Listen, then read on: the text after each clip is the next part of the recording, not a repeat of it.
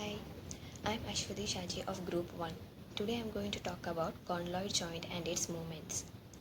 Condyloid joint is one of a type of synovial joint. So let's talk about synovial joint. Synovial joint is a type of joint that is found between bones where they move against each other. Synovial joint has a membrane called synovial membrane which lines up the capsule and that produces a synovial fluid.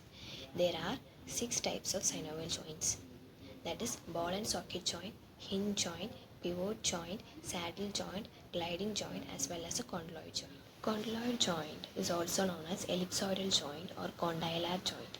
It is an ovoid articular surface or condyle that is received into the ellipsoid cavity. And the condyloid joints are found in the fingers as well as in the wrist. In fingers it is a metacarpophalangeal joints, and in the wrist it is the radiocarpal joints. And in fingers the thumb is an exception. Thumb has a movement of saddle joint. And the condyloid joint has 2 plane movements, and the movements are flexion, extension, adduction, abduction, and circumduction. Circumduction is a movement in which the flexion, extension, abduction, and adductions are included. And that is about the condyloid joint. And now let's see the movements. Movements of condyloid joint.